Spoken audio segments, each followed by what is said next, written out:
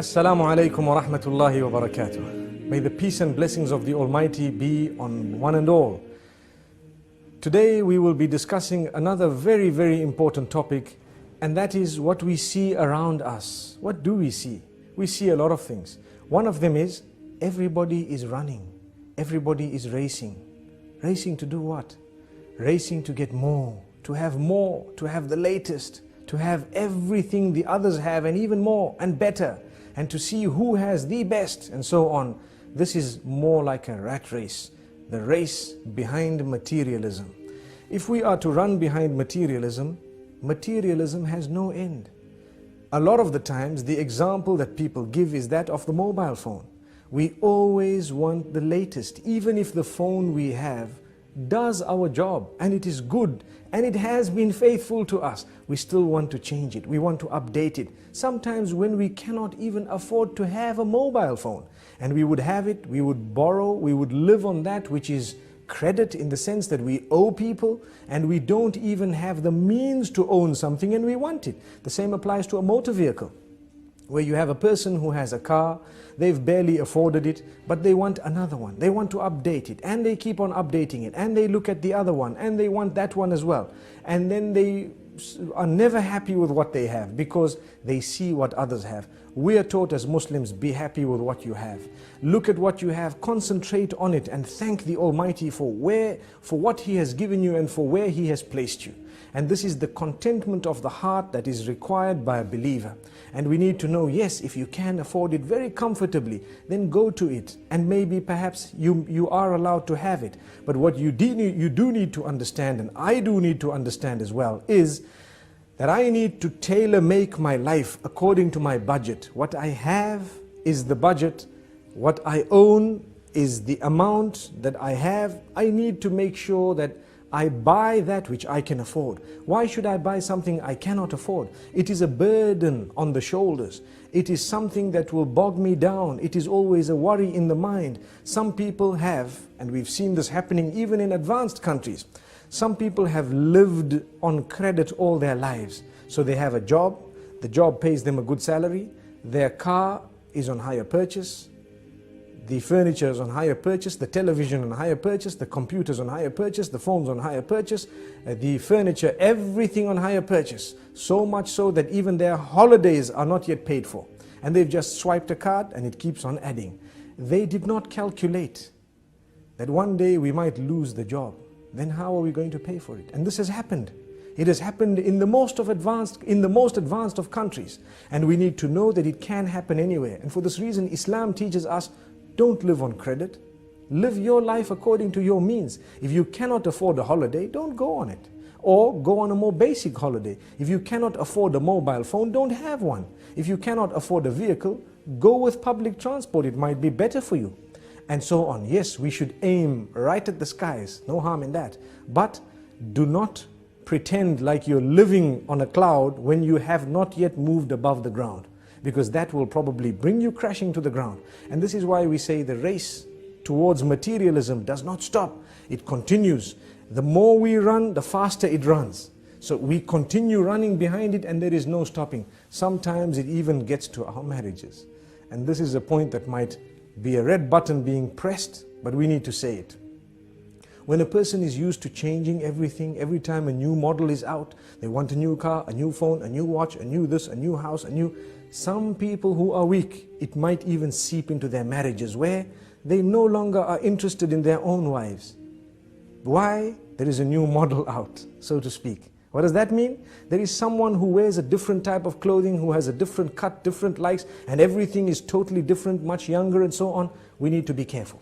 We should never allow this to seep into that department of our lives. And for this reason we say, harness it from the very beginning and you will be calm. You will lead a relaxed life. How many poor people do we have who sleep very well? And on the other hand, how many rich do we have who cannot sleep without a sleeping pill? How ironic. It should have been the other way around. But the reason is, sometimes the more we get, the more we want. And for this reason, the Almighty keeps us sometimes slightly backward so that we can enjoy our sleep. We can have a happy home. So many people, that when they've got enough money, enough time, enough good health, so to speak, they tend to think of sin, and they'd like to go and spend it in the casinos, on people whom they are not supposed to be spending it upon, spending nights out, engaging in adulterous affairs, and so on, because they've got the time to do that, the wealth to do that, the health to do that.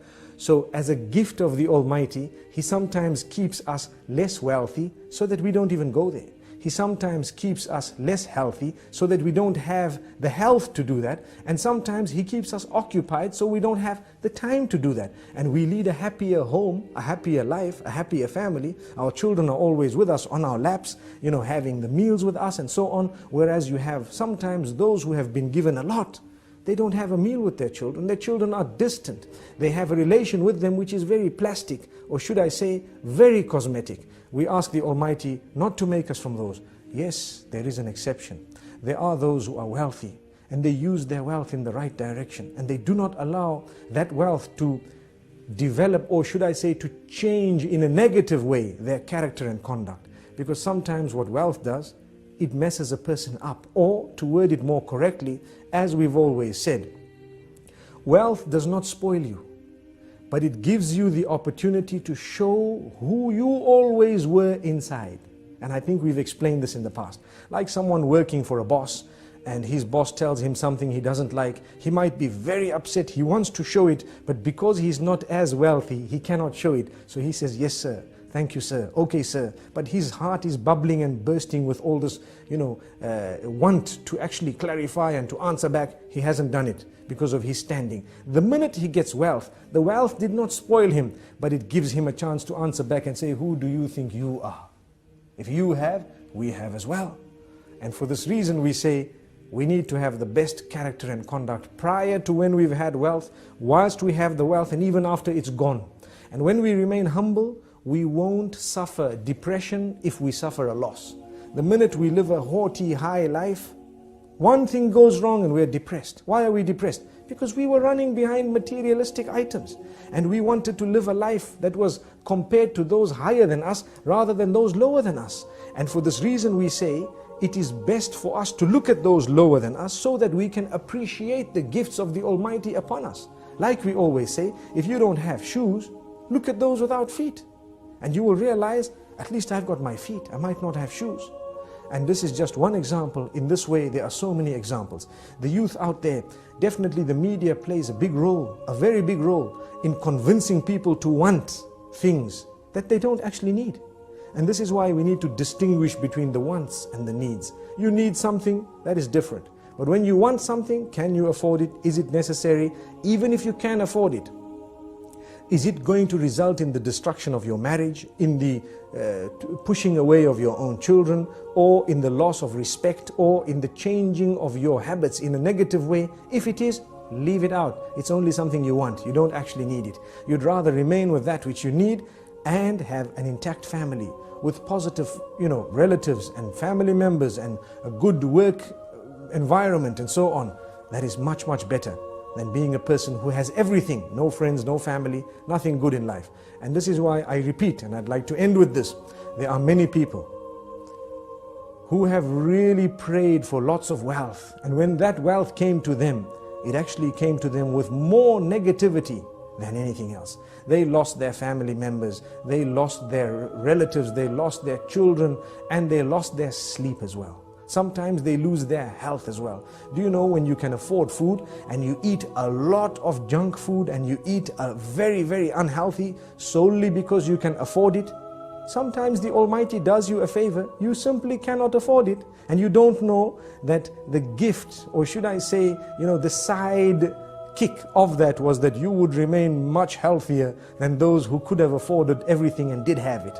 So sometimes it's a gift of the Almighty. Let's become happy with the condition we are on, and let us learn to budget very carefully before we spend. Spend very carefully, don't waste that money, and remember, the needs come before the wants.